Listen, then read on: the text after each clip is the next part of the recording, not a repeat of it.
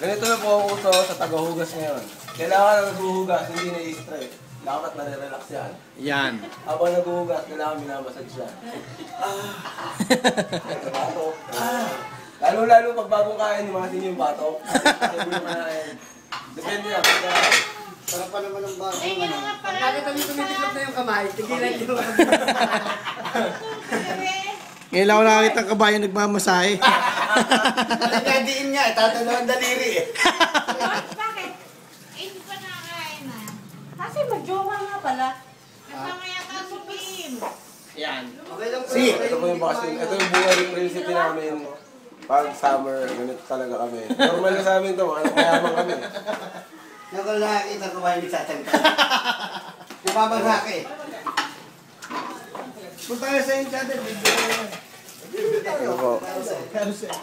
Ito naman po, pag gusto natin palabasin yung pera niya, napakasimple lang po, maglalagay tayo ng dalawang babaeng maganda. Automatic, longest 1,000 yung agad yan. Eh, ilalagay ko mo naman sa Facebook at saka sa YouTube. Eh, di bisto ka na. Yan. Patunay lang na si Dindo, talagang outing lang ang pinunta dito, walang halong kabalbalan.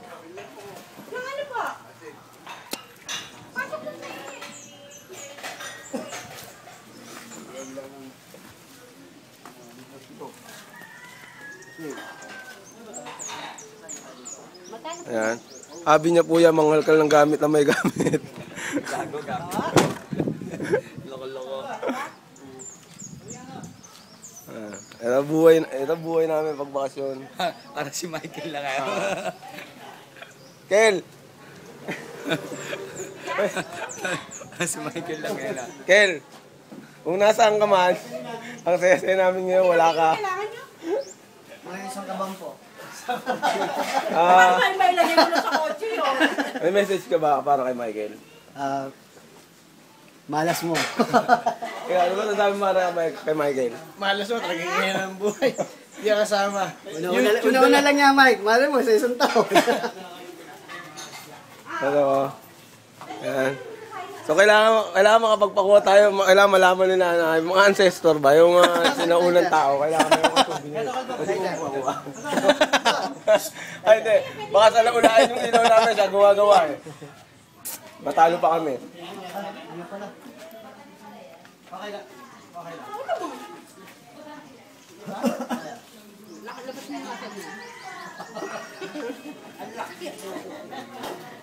Ay, sandali lang po. Pogi ba, pogi? Oo naman, dalawa sila eh. Ulitin mo, tanong mo. Bilis. Mga kalbo, mga 2 buwan pa, makakapag-sort na ako ng video. Tanong ng tanong, tapos sasagutin ko, ayaw naman maniwala. Eh, ilalagay ko sa Facebook to, tsaka sa YouTube. Tapos, ibibigay ko yung link doon kay Kuko, tsaka kay Kaya. Hindi niyo pa ba alam? Meron pa siyang isang nabuntisan. Eto talaga. Ang alam ko, sa bandang release nakatira eh. Yari ka.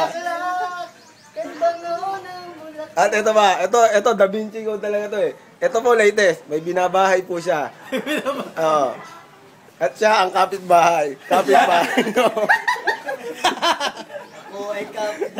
Damay ka. Kaya yung nagre-relax dito ngayon, kasi gusto niya maalis yung stress ng utak niya, hindi niya na alam kung paano pagkakasyahin yung pera. Ano, nagpamilya, sabay-sabay.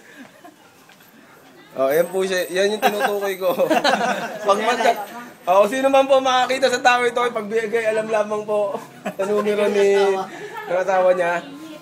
Ayan. Baka naman siya eh.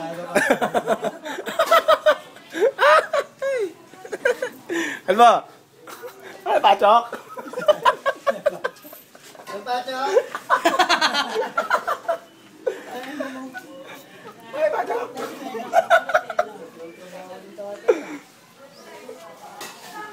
Binalo si Cristo.